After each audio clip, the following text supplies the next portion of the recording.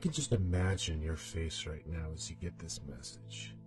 That same look where you unconsciously clench your teeth out of stress, making those whining lips of yours to look more perched than they need to be. It really does astound me how ridiculously predictable you are sometimes, but I guess old habits just never die, do they? But I digress. I like seeing you that way, stressed and all. It happens to be one of the things that puts an ever-slight warm feeling of ease in my black, wretched heart, as I hear a certain someone likes to call it these days. And that's just when you choose to acknowledge my existence. Ever since I left, you've been doing all you can to convince everyone that I don't even exist, even going so far to make sure that no one ever mentions my name again. Tell me, do I irk you that bad? Do you despise me so much that you figure the only way to hurt me, or more like put an insignificant dent on me, was to absolutely discard the time that we had together, even though we both know that I was your first? Let me be extra clear on that. I was first. You can go spread whatever bullshit about me that you like, but I will not stand in second place of that pansy of a wife of yours. I will never understand why so many people would be so foolish to even consider her as the first. Her, a weak-willed, mindless footstool whose only purpose for being relevant was literally so you wouldn't be left fucking a goat. All of this happening after I left you, of course. And it's really funny because you were so determined of getting me back when I left. You just couldn't stand me saying no to you. You couldn't accept that I wasn't willing to be at your every beck and call. Hell, you even got 3 of your father's buddies to force me to come back to you, as if you owned me, like I was some property that you could claim any time you wished, but even then, I still refused to come back. I didn't want you and didn't want anything to do with you. By that time, I was already quite popular with my new friends, so there was no longer a need to be with you anyway. And even though my friends were of a different kind, I can assure you that each of them were more of a man than you'll ever be. Unlike you, they know how to treat a woman. In fact, they were the first to ever treat me like a woman. They too were outcasts that refused to go along with the status quo, and with that, we bonded with deep intimacy on levels you would never understand. I was different then, but I was becoming one of them soon enough. We were prepared to be our own family, but your brute father and his 3 bastards weren't willing to accept that either. So they presented me with a choice. Return to your side as your wife, or watch my children die. Every single day. That was the moment. That had to be the exact moment where every bit of mercy that I had left for your pitiful being had vanished. All of these men constantly telling me what to do. I couldn't handle it any longer. The enraging hatred that I had for you, for anyone that felt they could exert their control over me, had consumed me like a roaring flame. It was to the point that I descended into violent fits of a madman. I screamed at the top of my lungs, telling these 3 to go fuck themselves. I cursed your father. I cursed his name in great defiance, knowing all too well he took your side, even though I was practically his daughter. I vowed that your children would have no peace for as long as I roamed the nights. So long as your putrid blood ran through their veins, I would be there waiting to claim their lives. And if that meant the 100 of my own children falling to their deaths every day, so be it. Besides, it ended up not being that much of a big problem after all, not at the rate that I was working. And I have you to thank for that, actually. You see, because you foolishly covered up my existence from everyone, or tried to, I might say, most of your children never knew to defend themselves even when I'm standing right in front of them. Your daughters would never know that I was the reason for their miscarriages or the silent deaths of their humble babies.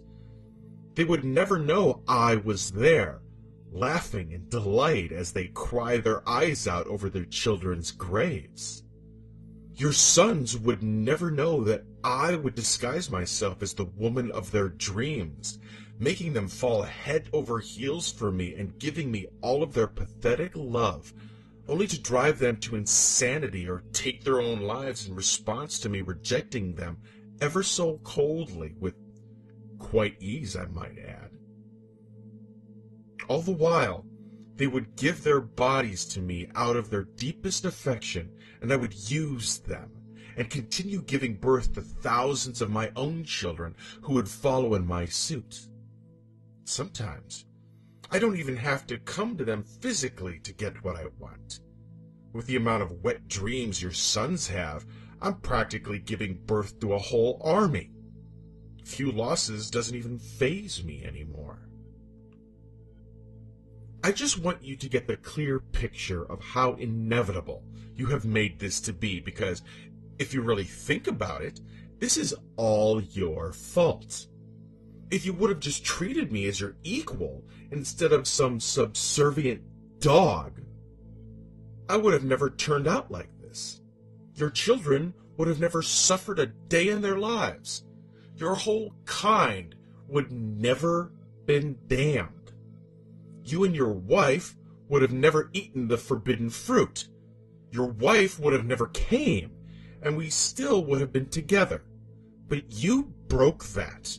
You broke that for everyone. That's why I can't give you any hopes of my work ending here. Oh no. You've thought too kind of me if you don't think I have another card waiting up my sleeve to dash out. All of your children have to die with you. None of them can be left behind. All of your traces have to be removed. I will not cease until I have each and every one of their skulls rotting in my clutches. I will paint this whole fucking world with their blood if I have to. And as they cry, scream, and beg for mercy, I'll simply tell them that you were the reason for their bloodshed. You were the reason for their fall. I'll tell them that you foolishly managed to seal their fate before they were even born. Do you understand how much of a serious mistake it was to cross me? Because I can definitely tell you that everyone going down was always the plan, even since the beginning. I mean, how do you think that snake got into the garden in the first place? How do you think it knew to trick your wife, a newcomer to the garden, into eating the forbidden fruit first instead of you? How do you think it knew precisely what would happen if both of you ate the fruit? Who exactly did you think that snake was?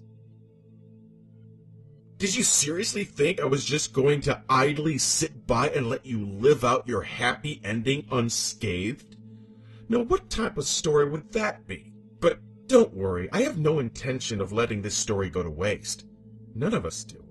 And with the ending that we have in store for your children, oh, we're gonna go out with a huge bang. We're all excited, especially my beloved.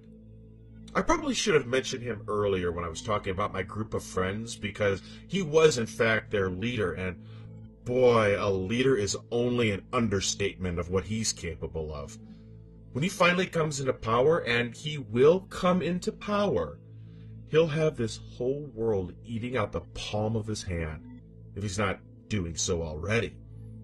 He tends to play your children like a deck of cards, so it's literally only a matter of time until they willingly give him a throne. And he has plans, great plans, to deal with each and every one of your children. By that time, all of my dearest friends and children will be free to walk on the same ground as yours. We'll even be close enough to visit your own homes, and maybe even closer. And no, there's not going to be any barriers of any kind. There's not going to be a single law or force to protect you, and there's not going to be any prayers, any blessings, or any rituals that you think will stop us. We will have our way, and not even your father will be able to do anything about it. We're very much looking forward to becoming well acquainted with all of you. We'll be like one big family. After all, isn't that what we were at the end of the day? You know, even after all we've been through, we never technically got a divorce. And what type of wife would I be if I didn't come home to take care of my loving husband? So don't you worry. I might have been away for a long time, and there might be a couple of things that has changed about me since we last met, but I promise you, after I finish my work, I'll be home soon once again, honey. I'll be home real soon. Sincerely, your first wife, Lilith.